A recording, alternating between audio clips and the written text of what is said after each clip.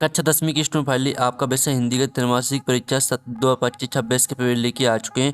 आप लोग बहुत सारे यहाँ पर कमेंट रहे थे कि हिंदी विषय का पेपर लाओ, तो इस वीडियो में हम आपका हिंदी विषय का संपूर्ण उत्तर सहित पेपर कंप्लीट करने वाले हैं। तो वीडियो को लाइक कर लीजिए, चैनल को सब्सक्राइब कर लीजिए। पूरा अंक आपका 75 अंक रहेगा, समय आपका 3 घंटे रहने वाला है। और साथ ही आपके निर्देश आते हैं सही प्रश्न करना अनिवार्य है। फिर दूसरा आता है प्रत्येक प्रश्न के लिए आवंटित अंक उनके सम्मुख है। ठीक है, इस तरह से आप निर्देश पूरे पढ़ लीजिए। अब चलिए आपके जो पेपर है वो देख लेते हैं। तो आपको वीडियो को लाइक और चैनल को सब्सक्राइब कर लेना, साथ ही इस वीडियो को आपको अपने दोस्तों तक जरूर शेयर करना है। अब प्रश्न पहला आता है सही विकल्प का चयन कर लिखिए, जो कि आपके 6 नंबर के रहेंगे।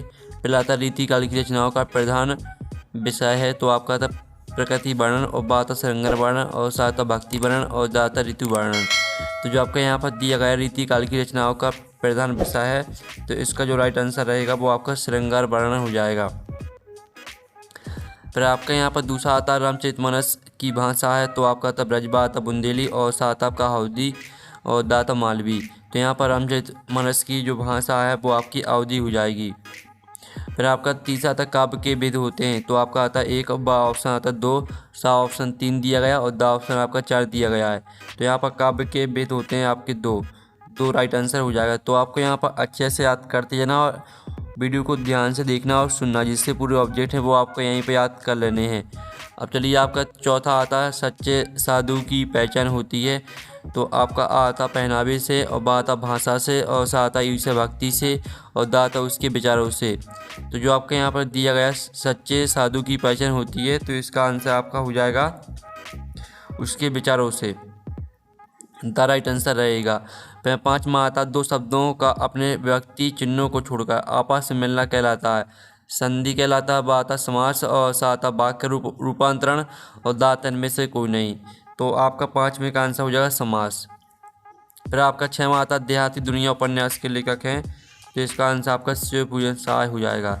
इस तरह से आपकी जो सही विकल्प वो कंप्लीट हो जाते हैं। ठीक है, वीडियो को आपको लाइक जरूर कर लेना है और चैनल को भी सब्सक्राइब कर लेना है। अब प्रश्न 2 आता उचित शब्दों का चयन कर रिक्त स्थान की पूर्ति की, जो कि आपके 6 नंबर के रहेंगे। तो पहला तक गोपियों ने मधुकर संवेदन डॉट डॉट के लिए दिया, तो इसका आंसर उद्धव हो जाएगा। ठीक है, गोपियों ने मधुकर संवेदन उद्धव के लिए दिया। फिर आपका आता है दूसरा नायक नायिका के संयोग या वियोग का वर्णन डॉट डॉट रस में होता है, तो यहाँ पर नायक नायिका के संयोग या वियोग का वर्णन श्रृंगार रस में होता है। फिर आपका तीसरा था कविता की रचना विधान को डॉट डॉट कहते हैं, तो कविता की रचना विधान को छंद कहते हैं। फिर आपका चौथा आता बाल गोविंद भगत के गीतों में डॉट डॉट का भाव व्यक्त हुआ है, तो बाल गोविंद भगत के गीतों में प्रभु मिलन का भाव व्यक्त हुआ है। समाज के भेद डॉट डॉट है, तो यहाँ पर समाज के 6 भेद हैं। फिर आपका छठवां था भोलेनाथ और उसके साथी अमूल्य को घिसका शहनाई बजाते थे।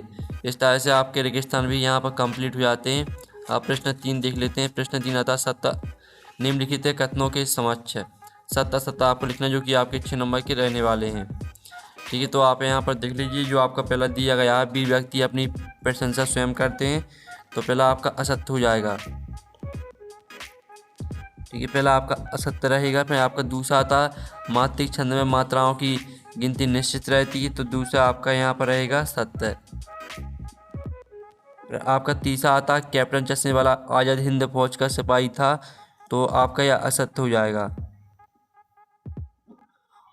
और चौथा आता बाल गोविंद भगत के 2 बेटे थे, तो आपका यह भी असत्य रहेगा। फिर आपका 6वां तो मुहावरे और लोकोक्ति एक ही है, तो ये भी आपका असत्य हो जाएगा। और जो आपका आता तारकेश्वर नाथ ही भोलानाथ थे, तो ये आपका सत्य रहेगा। ठीक है, इस तरह से आपकी जो सत्य वो कंप्लीट हो जाते हैं। अब चलिए नेक्स्ट प्रश्न हम यहाँ पर देख लेते हैं। प्रश्न आपका आता 4 सही जोड़ी मिलान कर लिखी, जो कि आपकी 6 नंबर की रहने वाली हैं। तो जो आपकी दी परशुराम के गुरु, तो इसको आपको भगवान शिव से मैच कर देना है। और दूसरी आती रस के अंग, तो रस के अंग आपके 4 होते हैं। तीसरी आती पान वाला, तो पान वाला को आपको मैच कर देना है। खुश मिजाज आदमी, तीसरी आपको खुश मिजाज आदमी से मैच कर देना है। चौथी आती है एक और एक ग्रह होना, तो इसका आंसर हो जाएगा आपका एकता में शक्ति। पाँचवीं आती माता पिता, तो इसको आपको द्वंद्व समास से मैच कर देना है पाँचवीं। जो 6 में थी माता का अंचल, तो इसको आपको शिव पूजन सहाय से मैच कर देना है। इस तरह से आपकी सही जोड़ी कंप्लीट हो जाती है। साथ ही हमने नंबर लिख दिए कौन में आपको कौन सी मैच करनी, तो आप यहाँ पर देख सकते हैं। अब प्रश्न आपका 5 आता है, जिसमें आप यहाँ पर देख लीजिए निम्नलिखित है प्रश्नों के उत्तर एक वाक्य में लिखना है आपको, ठीक है। और साथ ही आप यहाँ पर देख लीजिए, आपका यहाँ पर दिया गया गोपियों के अनुसार राजा का धर्म क्या है। तो यहाँ पर गोपियों के अनुसार राजा का धर्म है, ठीक है। गोपियों के अनुसार राजा का धर्म प्रजा को सताना नहीं बल्कि उसकी रक्षा करना है, ठीक है। हम इनके आपको लिखित आंसर दिखा देंगे, पहले आप सुनते जाइए। फिर दूसरा था संचयी भावों की संख्या कितनी होती है। तो यहाँ पर संचयी भावों की संख्या 33 होती है। कलम का जादूगर किसे कहा जाता है। तो यहाँ पर कलम का जादूगर रामवृक्ष बिनुपुरी को कहा जाता है। रामवृक्ष, ठीक है, बेनुपुरी, रामवृक्ष बेनुपुरी आपका यहाँ पर राइट आंसर हो जाएगा। और फिर आपका चौथा था घाट घाट का पानी मुहावरे का अर्थ क्या है। तो घाट घाट का पानी मुहावरे का अर्थ है बहुत अनुभवी होना, आंसर हो जाएगा बहुत अनुभवी होना, ठीक है। आप यहाँ पर देख लीजिए बहुत अनुभवी होना। और जो आपका आता अमूला किसे कहते हैं, तो इसका जो आंसर हो जाएगा वो हो जाएगा अमूला आम के उगते हुए छोटे पौधे को कहते हैं। 6 आता मकई के खेत में किसका झुंड चल रहा था। तो मकई के खेत में चिड़ियों का झुंड चल रहा था। तो चलिए आपको जो इनके आंसर है वो आपको लिखित आंसर दिखा देते हैं। तो आप यहाँ पर देख लीजिए जो आपका यहाँ पर सॉल्यूशन रहेगा, गोपियों के अनुसार राजा का धर्म क्या है। तो यहाँ पर गोपियों के अनुसार राजा का धर्म प्रजा को सताना नहीं बल्कि उसकी रक्षा करना है। और संचयी भावों की संख्या कितनी होती है। संचयी भावों की संख्या 33 होती है। कलम का जादूगर किसे कहा जाता है। तो यहाँ पर देख लीजिए रामवृक्ष बेनुपुरी को कलम का जादूगर कहा जाता है। और घाट घाट का पानी मुहावरे का अर्थ क्या है। तो यहाँ पर घाट घाट का पानी मुहावरे का अर्थ बहुत अनुभवी होना। और अमूला किसे कहते हैं। अमूला आम के उगते हुए छोटे पौधे को कहते हैं, ठीक है। तो आप यहाँ पर देख लीजिए। फिर आपका 6वां जो दिया गया था मकई के खेत में किसका झुंड चल रहा था। तो मकई के खेत में चिड़ियों का झुंड चल रहा था। इस तरह से आपके एक शब्द वाक्य मुताबिक कंप्लीट हो जाते हैं। अब प्रश्न 6 आता है, ठीक है। नई कविता की कोई 2 विशेषताएं प्रवृत्ति लिखिए अथवा रीतिकार को सिंगाकार क्यों कहा गया लिखिए। तो फिर तो आप यहाँ पर नई कविता की 2 विशेषताएं देख लीजिए। ये आपकी नई कविता की 2 विशेषताएं दी, क्षणवाद का महत्व और व्यक्तिगत अनुभूतियों की प्रधानता। दोनों विशेषताओं को याद कर लेना। साथ ही इसका अथवा का आंसर देख लीजिए। रीतिकार को सिंगाकार क्यों कहा गया आपको ये लिखना था। तो ये आपका अथवा वाले का आंसर, ठीक है। इस काल के कवियों ने अपने काव्य में श्रृंगारस को प्रमुखता दी है। नायिका भेद रूप सौंदर्य प्रेम और विलास का बहुत ही सूक्ष्म और विस्तृत वर्णन किया गया। अधिकांश रचनाएं राजाओं और आश्रयदाताओं के मनोरंजन के लिए लिखी गई जिनसे श्रृंगारस की प्रधानता होती थी। इसके बाद आपका यहाँ पर 7वां प्रश्न आता है, सूरदास अथवा तुलसीदास की काव्यगत विशेषताएं निम्नलिखित बिंदुओं के आधार पर लिखिए। आपको 2 रचना लिखना, भावपक्ष कलापक्ष साहित्य में स्थान लिखना है। तो चलिए आपके यहाँ पर सूरदास पर हम यहाँ पर देख लेते हैं। तो आपकी जो सूरदास की 2 रचना रहेंगी वो आपकी हो जाएंगी सूर सागर और सूर शरावली। भावपक्ष देख लीजिए और कलापक्ष, ठीक है, और साहित्य में स्थान। इस तरह से आपका यहाँ पर भावपक्ष कलापक्ष दोनों साथ में दिया गया और साहित्य में स्थान देख लीजिए। तो ये आपका हमने सूरदास पर करवा दिया, जो तुलसीदास उसको छोड़ दिया है। अब चलिए 8वां आता गोपियों द्वारा उद्धव को भागवन कहने में क्या व्यंग्य निहित है। अथवा आता मर्यादा न लही के माध्यम से कौन सी मर्यादा न रहने की बात की जा रही है। चलिए आपका 8वें क्वेश्चन का आंसर देख लेते हैं। जो आपका 8वां क्वेश्चन दिया था, गोपियों द्वारा उद्धव को भागवन कहने में क्या व्यंग्य निहित है। गोपियों द्वारा उद्धव को भागवन कहने में व्यंग्य निहित है। वास्तव में उन्हें अभागा और भाग्यहीन मानती हैं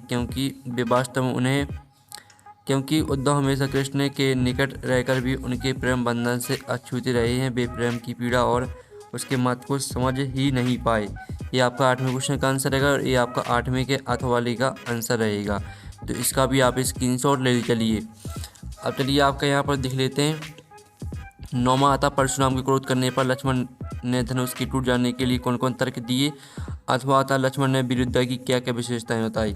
तो आपका 9वें प्रश्न का आंसर देख लीजिए।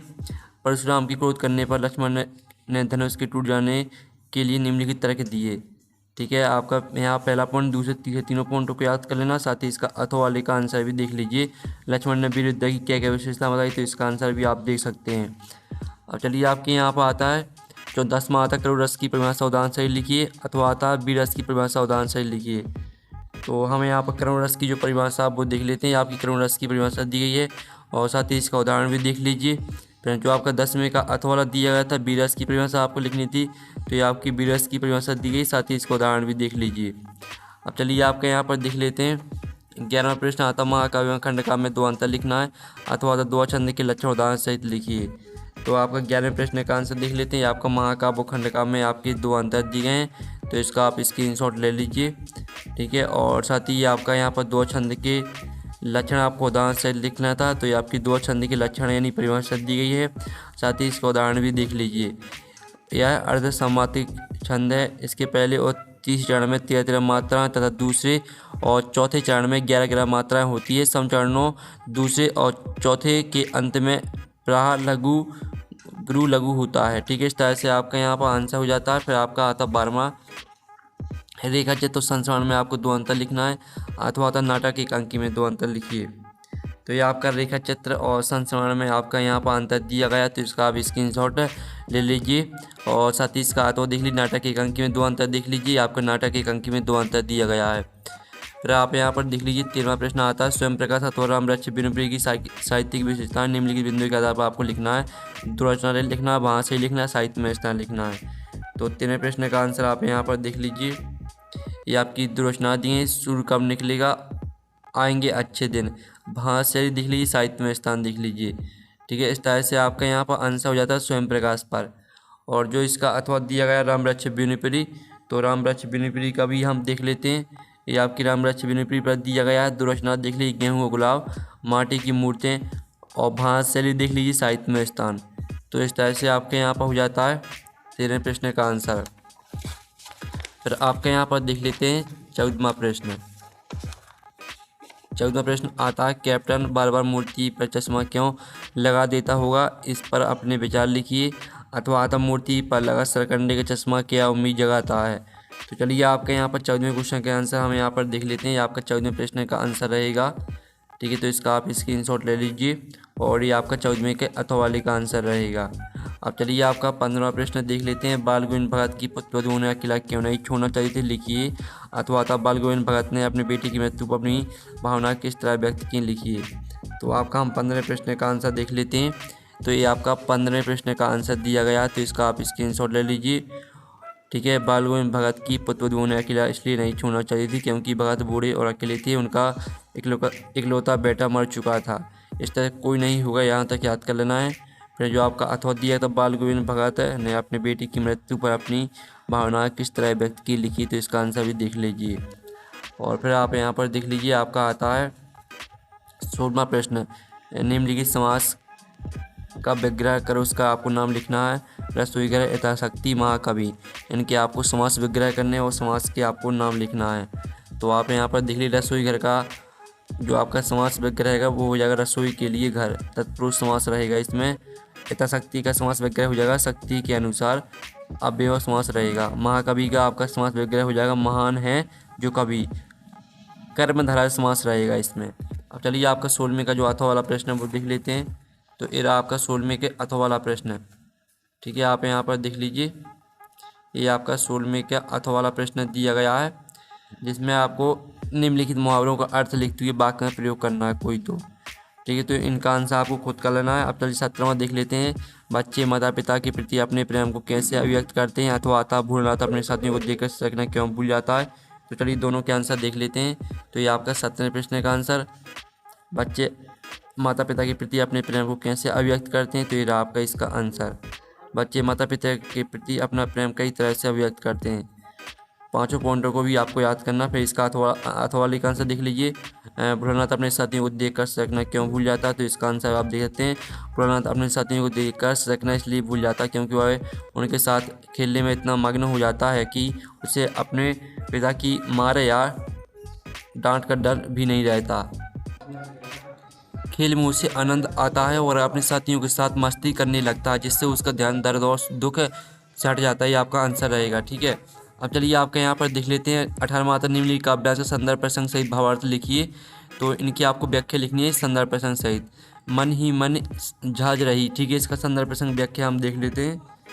तो आप यहाँ पहले तो देख लीजिए संदर्भ प्रसंग, ये आपका संदर्भ दिया गया है और प्रसंग भी देख लीजिए और इसके बाद आप यहाँ पर व्याख्या देख लीजिए।